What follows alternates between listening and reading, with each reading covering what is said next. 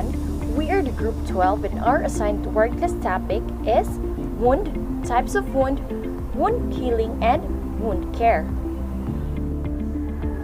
I am Crizel Gondola and I will tackle first the topic description, learning outcomes, and the introduction of our topic.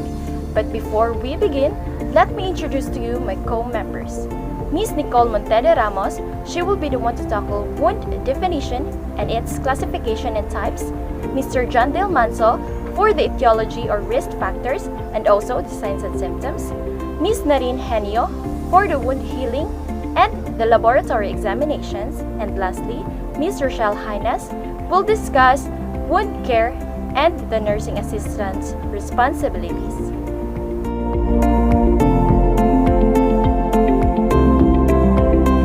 Let's start with the topic description. This study consists of the main rationale that will enable the learners to acquire essential knowledge relating wounds, its classifications and types, the general details of wound healing as well as wound care. This also contains vital factors, which are the main definition of the topic, the certain risk factors of wounds, the common clinical manifestations, important diagnostic examinations that must be taken, some treatment and management to heal wounds, and lastly, nursing assistants' responsibilities that's specific for this case or the topic. Next is the learning outcomes. At the end of this word class presentation, the learners will be able to explain what is wound, identify the classification and types of wound, determine wound etiology, determine the signs and symptoms of wounds, explain the proper way on taking care of a wound, explain how wound healing works, describe the components of a wound assessment, identify the treatments for wounds, determine what laboratory tests or examinations are needed, and identify the appropriate nursing assistant interventions based on wound type.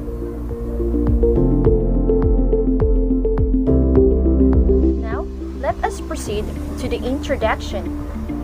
Our skin is the largest organ in our body that has a surface area of about 20 square feet in adults. When we are cut or wounded, our skin begins to repair itself through a complex, coordinated process. So wound is the deterioration of the normal integrity of the body by the physical damage of any agent. Erosion, ulcer, and fissure expressions are used in wound statement.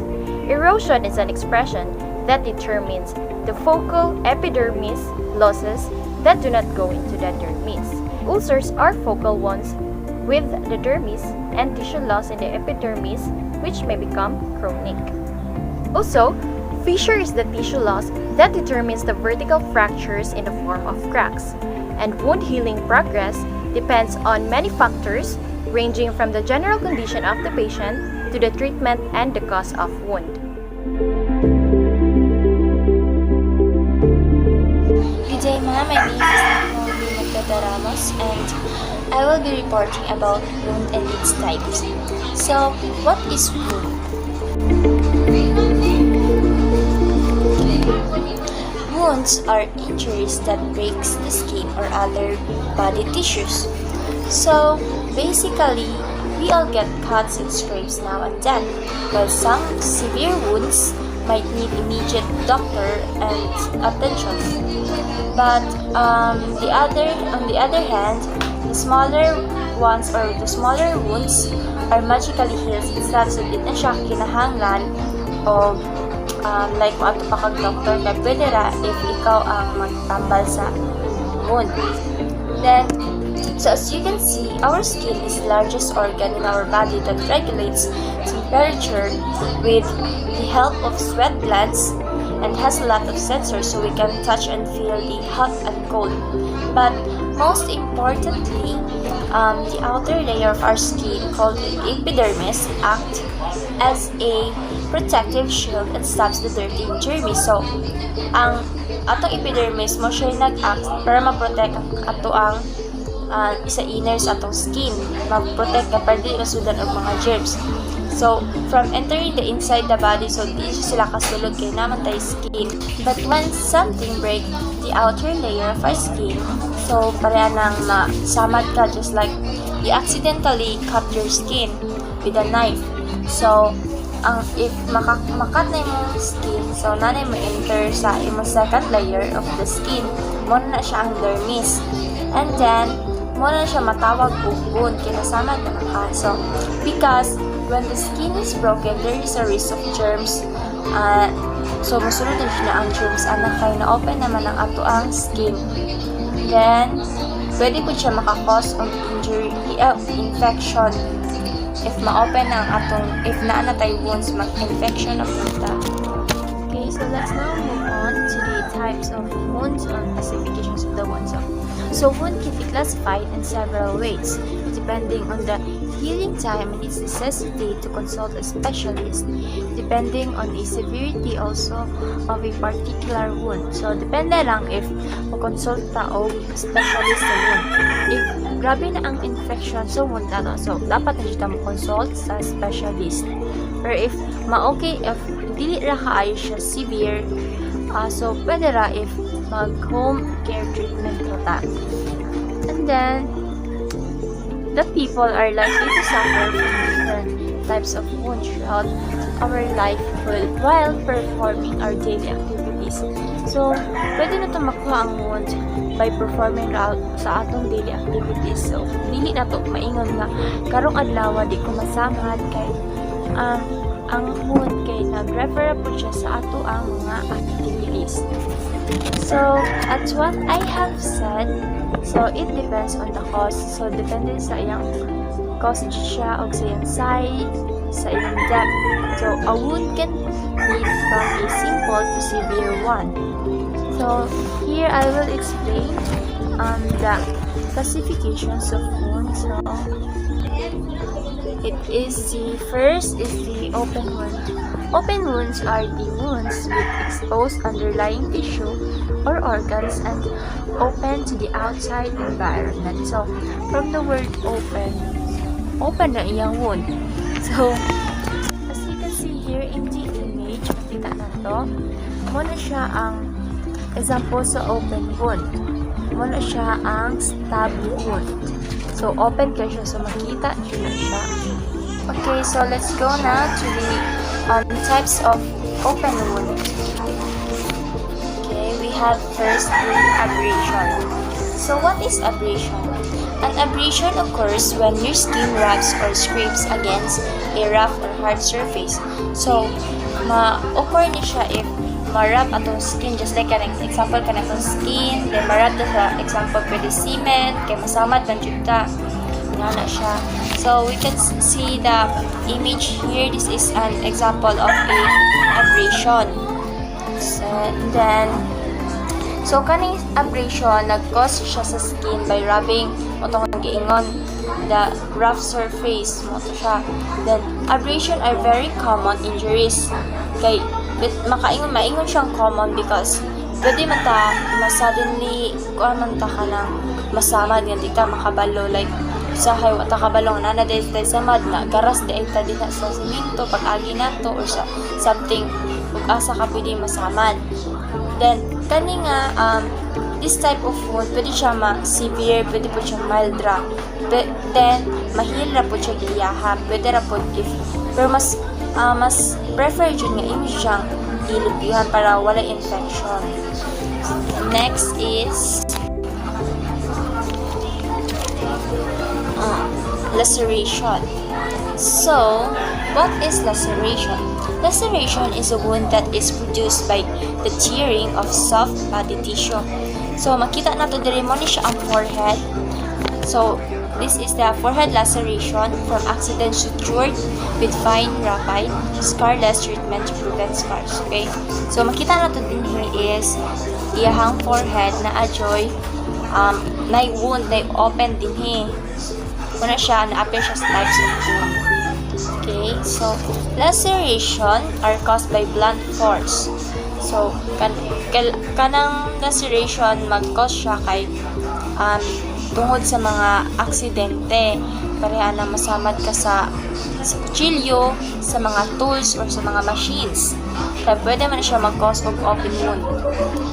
Especially na duot jud with force jud siya, so open jud kayo atong wound ana.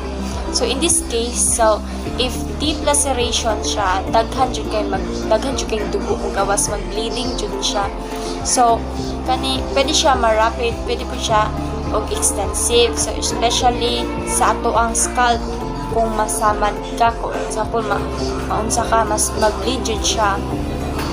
So let's go now to the third one, the puncture wound. So puncture wound is an injury that is caused by a pointed object that pierces or penetrates the skin.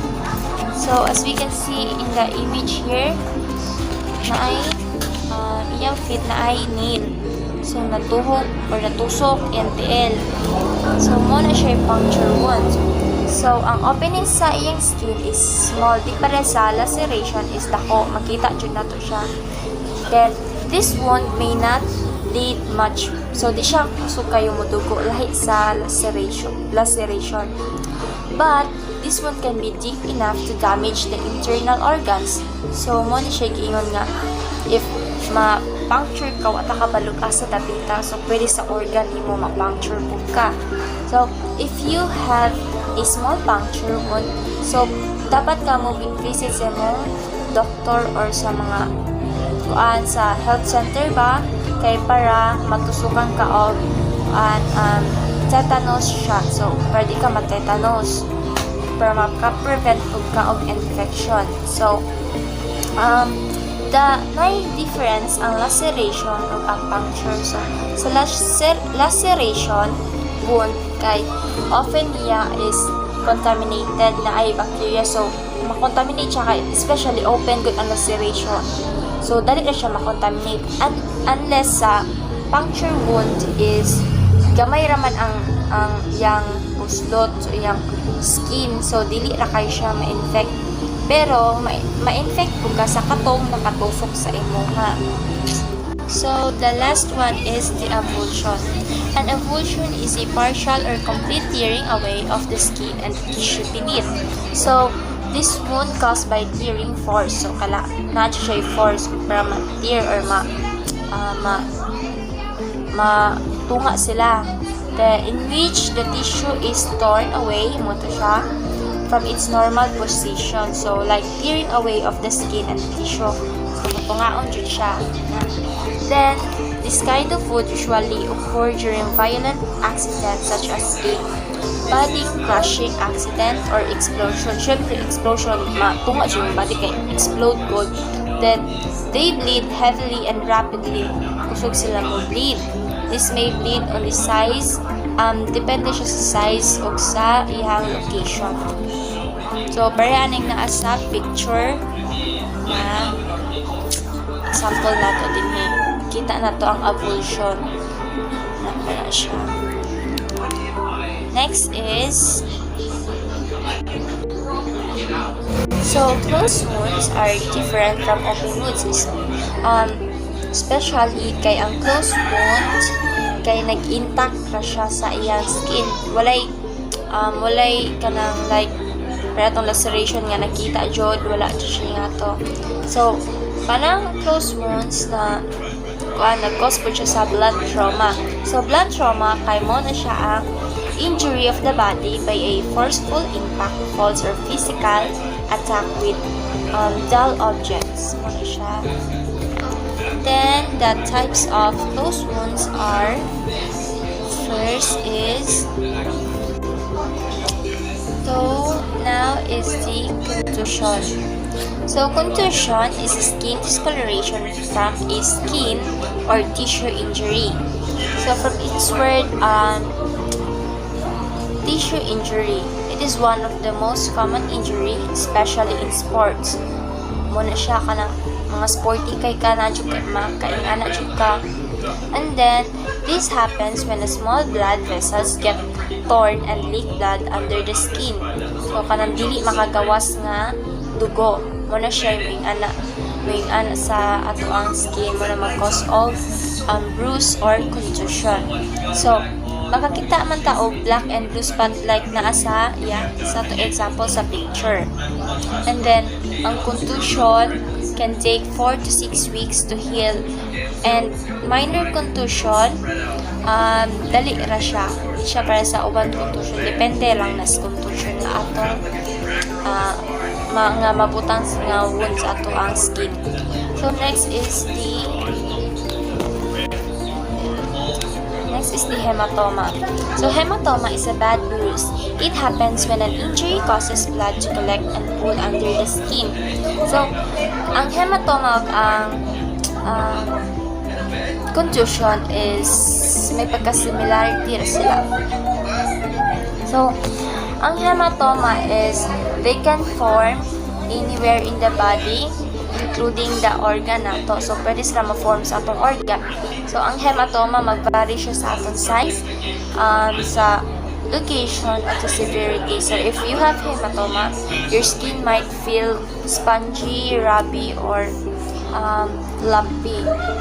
So, the contusion are types of hematoma, which refers to any collection of blood outside of the blood vessels. So, similar to the last one is the crush injury. So, crush injury is a compression of a body part causing localized muscle and nerve damage. So, from a term, compression and crush, so na part dyan sa itong body, pwede siya like ma-accident ta. So, pwede dyan preanin sa image din. So, na-crush na siya sa iyahang parts ng body. And then, crush injury occurs when the force or pressure is put on a body part. So, parehanin sa itong image. So, di gamitan dyan siya force. Kaya mo nang naingana iyahang kamot. Then, this injury mostly happens when the part of the body is squeezed. So, between the two heavy objects. So, para na mag-car accident, naingana siya na siya tendency nga ingon ana po ng imuhang parts sa imong body. Then, our muscles, muscle cell nato kay magbigin kamatay. Kay na ano naman ang ato ang mga cells ibit. So, magkahina-hina na jud kamatay mo na uban nga tungod sa accident sa mga crash or something like mga heavy nga object na datugan sila. So, mamatay jud sila tungod sa cell nga dili na makadaloy ang mga blood sa ato ang lawas all over. And then, so example, when you are stuck in a pinch point, blood vessels are often compressed, needs cutting off the blood flow. Munta kong giingon. So, di na makatravel ang atong blood sa atong muscles o sa atong tissue mo na mag-result siya og cell death. So, that's all. Good day to everyone, especially to our teachers. My name is John Dale Armanso, and now I will tackle about the etiology or causes, the risk factors, and the signs and symptoms of a wound. So the causes of wound will only rely on what types or kinds of a wound are involved. So in open wounds and closed wounds, there are common causes. So first we will go on to the open wounds. So in open wounds, first is being immobile, or being immobile meaning is you can't move. So if you can't move, you can get such as bed sores or pressure injuries. Next is chronic illnesses. Next is infection, accidents with sharp objects, and lastly is car accidents. So these are the common causes of open wounds. Now let's go to the common causes of closed wounds. First is direct blunt trauma. So direct blunt trauma meaning forceful impact that can reach down to the underlying muscles or internal organs. The next one is overstretching of the muscles.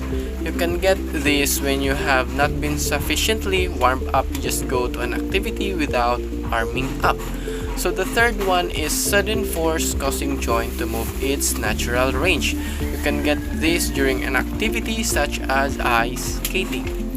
The fourth one is overuse of the tendon. You can get this when putting too much force in throwing objects.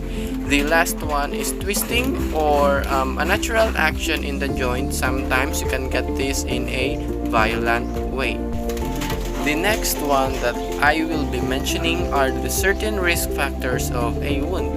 The first one is malnutrition and diet, blood circulation problem, infection, aging, diabetes, hyperglycemia or meaning the blood sugar is over 150, and then arthritis, kidney disease, certain medications, swelling, smoking, and inability to adhere to your individual plan of care.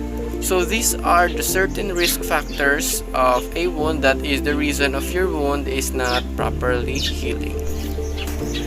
The next one is the signs and symptoms of a wound. So there are 4 signs and symptoms of a wound. The first one is the bleeding, second one is pain, third is swelling and redness, and fourth, the last one is the fever. For the bleeding, it bleeds because the skin is cut by something sharp. It is also because your blood vessels are being damaged or cut. The one of the purpose of bleeding is to clean the area of the wound, and it helps also to pull out some tiny debris. The second one is the pain. So we all know that we have a wound, there is always a pain, right? So when you are injured in some way or something else is wrong in your body, your nerves sends messages to your brain about what's going on. So your brain then makes you feel in pain, so that's why we feel in pain when we have a wound. Now let's go to the third part, the swelling and redness. So redness is commonly caused by increase of blood flow, while swelling is the result of increased movement of fluid and white blood cells into the wound area. This stage typically lasts no longer than 1 week, so redness and swelling should be gone soon after. The last one is the fever. So once the infection spread, you will begin to feel generally unwell and develop a fever. So through the infection, that's why we feel sick, and some of us or maybe all of us experienced it, that sometimes we have a big wound, so we feel generally sick. And then that will be all about my topic about the etiology, risk factors, and the signs and symptoms of a wound. Now let's go to the next reporter, Miss Narine Henyo.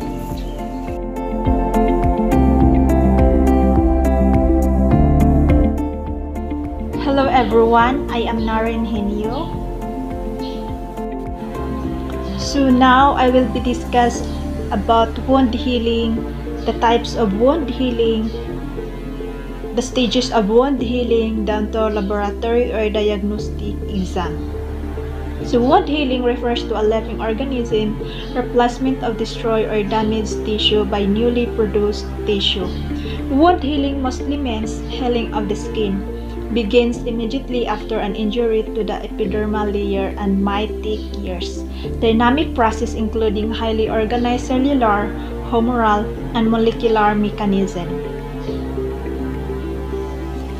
So, the types of wound healing. Wound healing is classified as primary healing and secondary healing.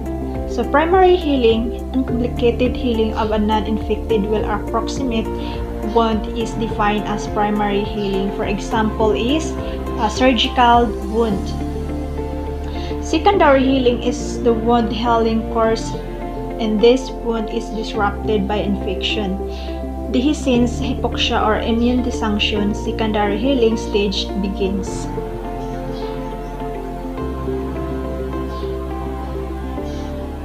So there are 4 stages of wound healing.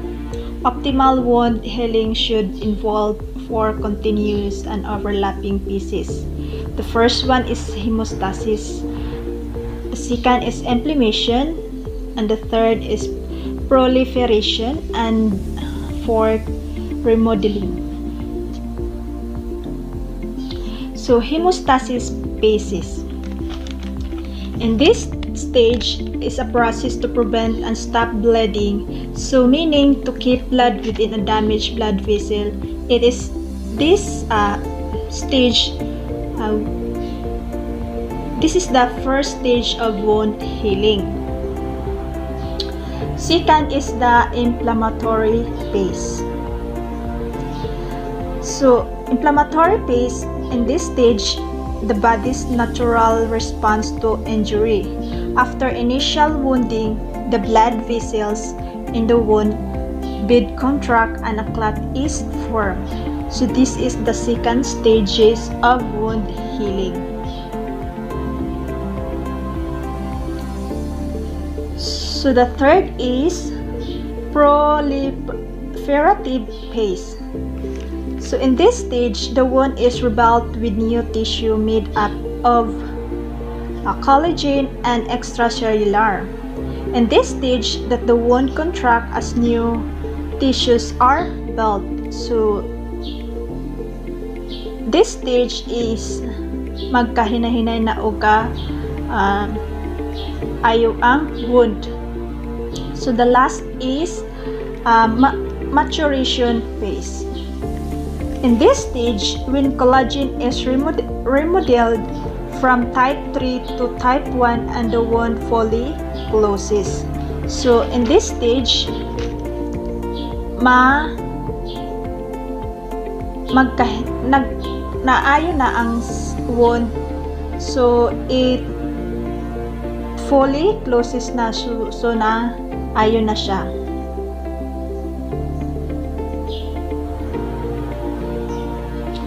So, laboratory and diagnostic exam. Blood test, patient with chronic health conditions will often have blood work done to monitor their health. So, red blood cells count or hemoglobin and hematocrit. Red blood cells count is important because red blood cells count contain hemoglobin, which carries oxygen to our body tissues. The number of red blood cells you have can affect how much oxygen our tissues receive.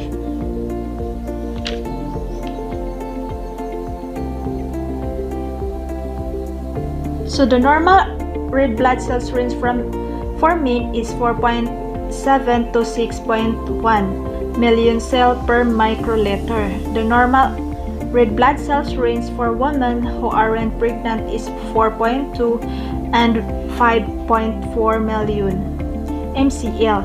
The normal red blood cells range for children is 4.0 to 5.5 million mcl.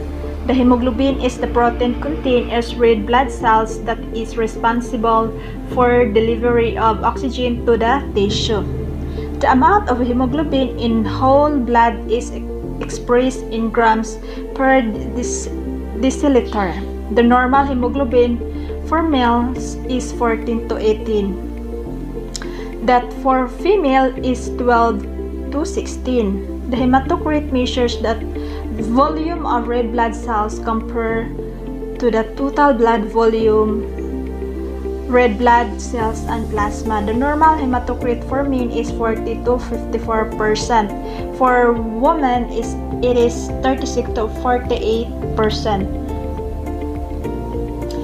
So next is white blood cells. White blood cells is used as part of a full complete blood count or CBC. It helps diagnose an infection or inflammatory process or other disease that affects the number of white blood cells, such as allergies, leukemia, or immune disorders.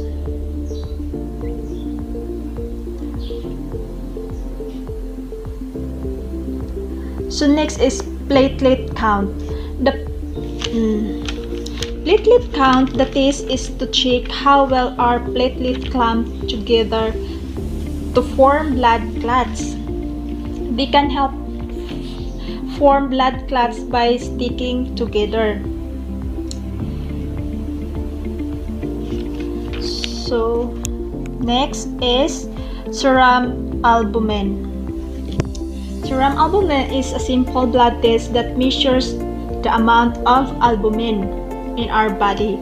It also gives your body the proteins it needs to keep growing and repairing tissues. Also carries vital nutrients and hormones. So next is blood glucose. Blood glucose is used to find out if our blood sugar level are in the healthy range. It is often used to help diagnose and monitor diabetes. So, next is wound culture. Wound culture is used to find germs such as bacteria or fungus that can cause an infection of the wound. So it is important to detect and identify the bacteria causing an infection of your wounds and to help guide treatment of your wound infection.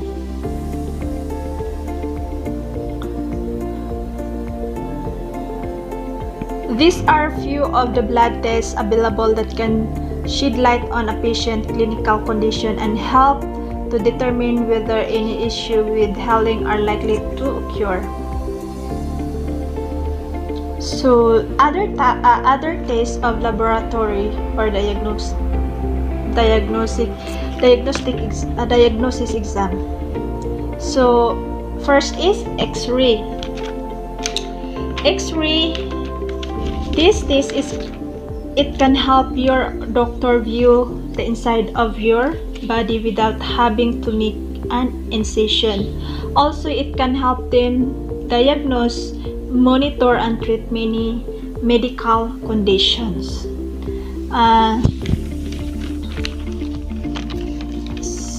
Next is anteriogram or venogram. Anteriogram or venogram is used to diagnose deep vein thrombosis or other abnormalities of your vein. This test can also help your healthcare provider diagnose other health problems. So that's all my report. Thank you.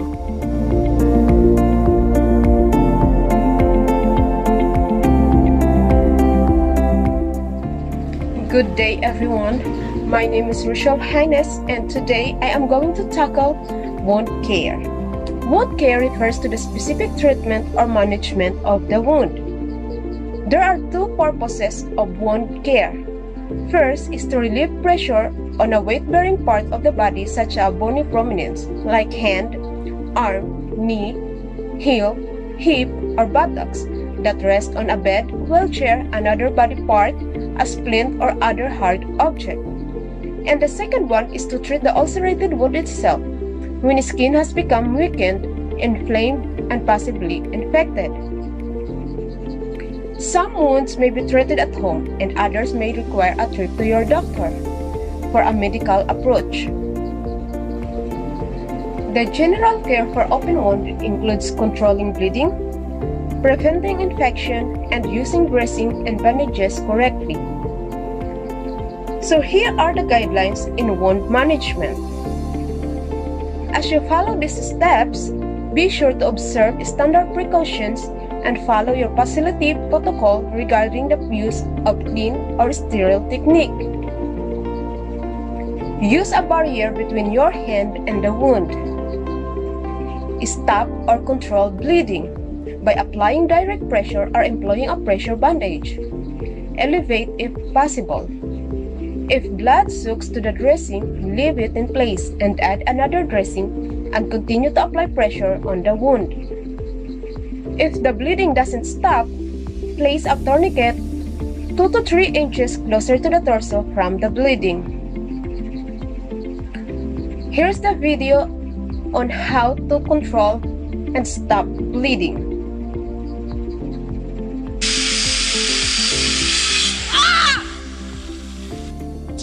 is Riley from Training First Aid. Can I help you? Yeah. What happened? You slipped. Okay, I need you to hold pressure as hard as you can. Is anyone else hurt? Keep holding pressure. Keep holding pressure. You're doing good.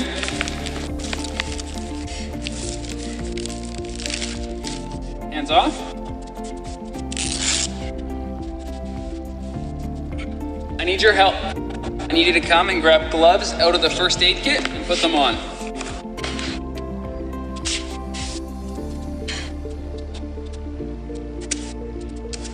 Good, I need you to help her lay down, watch her head. Good, I need you to come to the other side of me and take over pressure. Hand over hand, as hard as you can.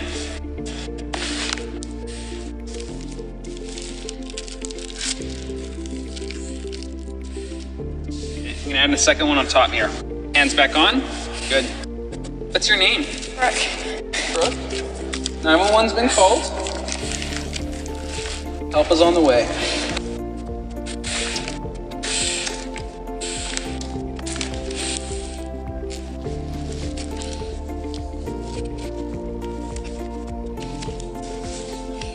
Feel your forehead. Good. Looking for any other injuries? Let me know if anything hurts, okay?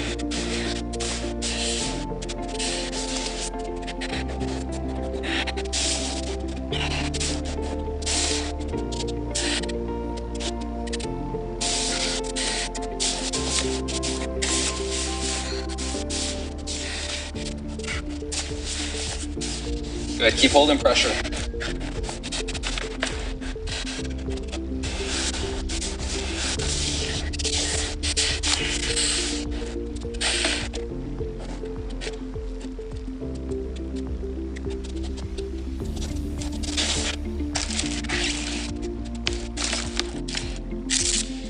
Okay, Brooke, I'm gonna have to apply a tourniquet. You're gonna feel pressure on your leg.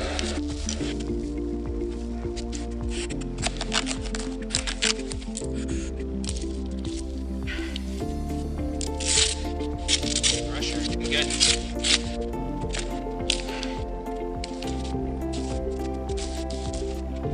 Start to feel pressure, bro.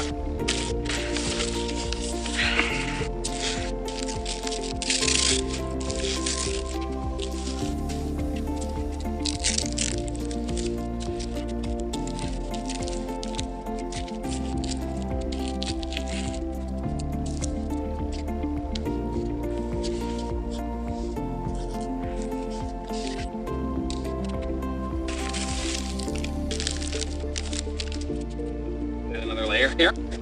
Good, hands back on. Looks like we can bandage now. Just slide this under. Hands off.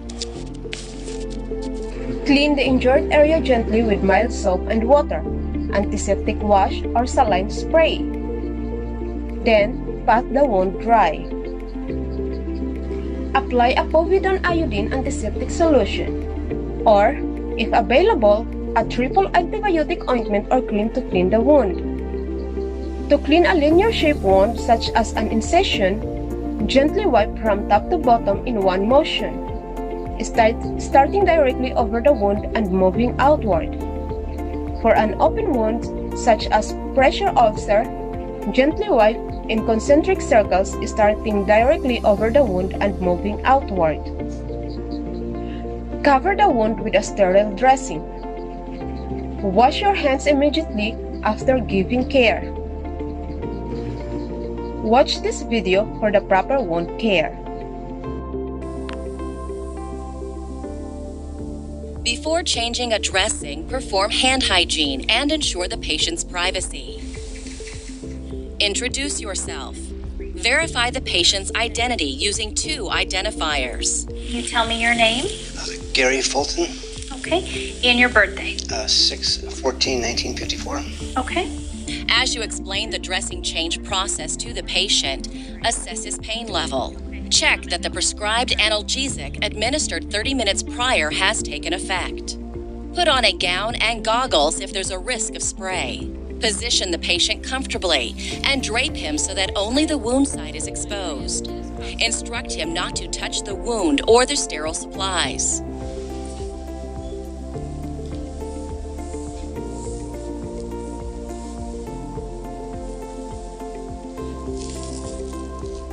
Place a disposable biohazard bag within reach of your work area. Fold down the top of the bag to form a cuff.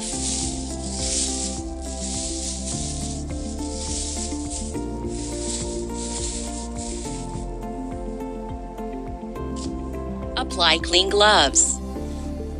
Now you're ready to take off the old dressing. Remove the tape by pulling it parallel to the skin toward the dressing, holding down the uninjured skin.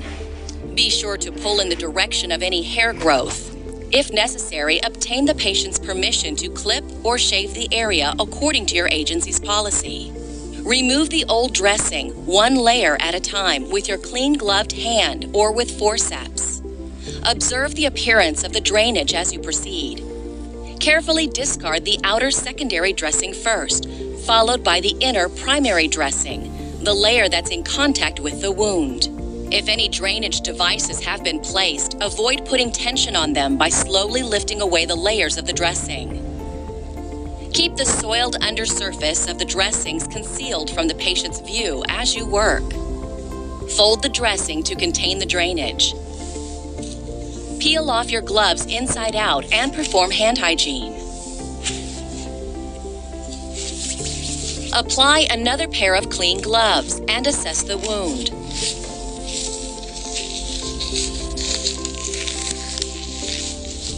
Okay, now I'm just gonna assess your wound. Refer to the video skill Assessing Wounds for details. Then dispose of your gloves in the waterproof biohazard bag and perform hand hygiene. Now create a sterile field by placing a sterile dressing tray or individually wrapped sterile supplies on the overbed table.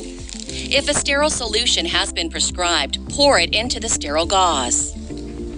Depending on your agency's policy, you may put on sterile gloves to provide wound care, or you may use a no-touch technique, which calls for wearing clean gloves to hold sterile forceps. If you use antiseptic swabs to cleanse the wound, use a new swab with every stroke, or simply spray the wound surface with antiseptic. As you cleanse the wound, work from the area of least contamination to the area of most contamination. If the patient has a drain, cleanse around it using circular strokes. Begin near the drain and move outward away from the insertion site. Blot the wound dry with gauze, holding it either with forceps or in your fingers while wearing sterile gloves, whichever technique you use to cleanse the wound. If ordered, use a similar technique to apply antiseptic ointment.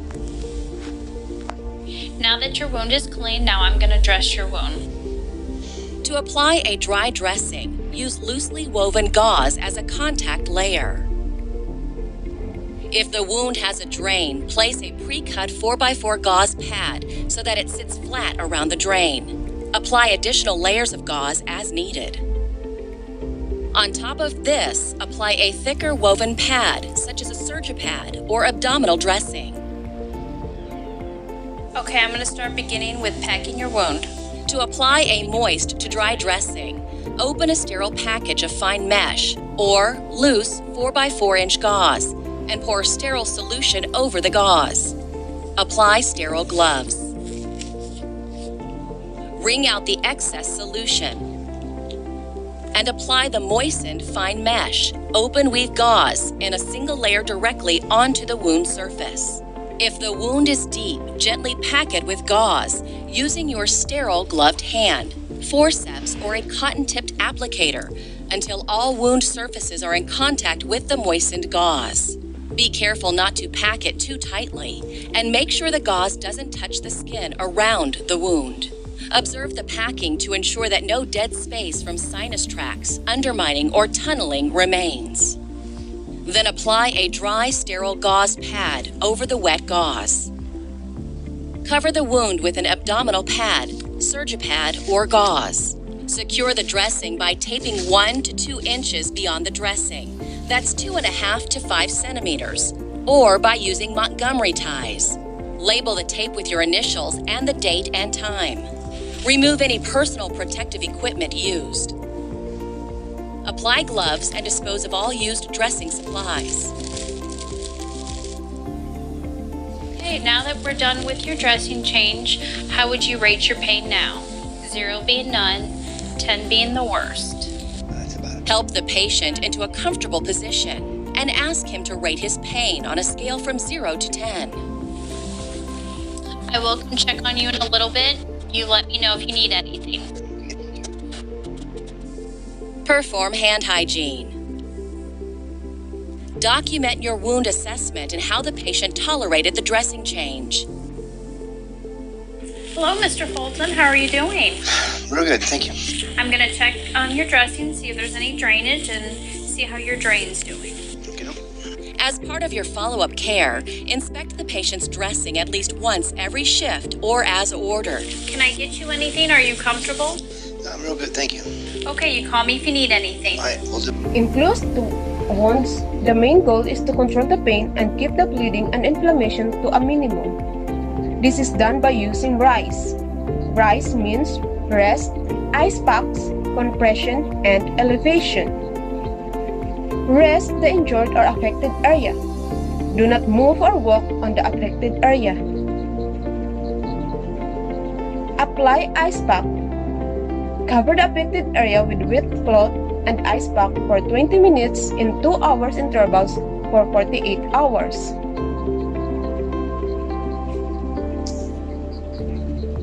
Compression. Wrap an elastic bandage around the affected area, overlapping spiral, beginning several inches below the injury. Then, elevate the injured part. So here's the video on how to do the RICE. Lead an active lifestyle, you might sprain a joint at any point in time. As the ankle is the most commonly sprained joint of the body, let's look at how to render basic first aid to it. Treatment of sprains is simple. All you need to remember is a simple bowl of rice. Why rice? It stands for rest, ice, compression, and elevate. Rest the joint if you are in the middle of a workout. Stop putting pressure on the affected area. If you choose to ignore the sprain, you will risk permanent damage. Ice the affected area. Do this as soon as possible to help limit the swelling after an injury. Remember, do not apply ice directly onto your skin and try to wrap it with a towel first. Compress the affected area. A crepe bandage from your first aid kit will work very well for this. Elevate the joint. If possible, try to raise the affected area above your heart. This helps to prevent and limit swelling. This process can be done 4 to 8 times a day and up to 2 days after the injury. Do also note that you should only ice the sprain area for up to 20 minutes at a time. So what are the importance of wound care and recovery? Proper wound care prevents infection and other complications, and also helps speed up the healing process with less scarring. Preventing infection by keeping continual attention on the wound dressings and bandages, the risk for infection and other complications is greatly decreased. Speeds healing.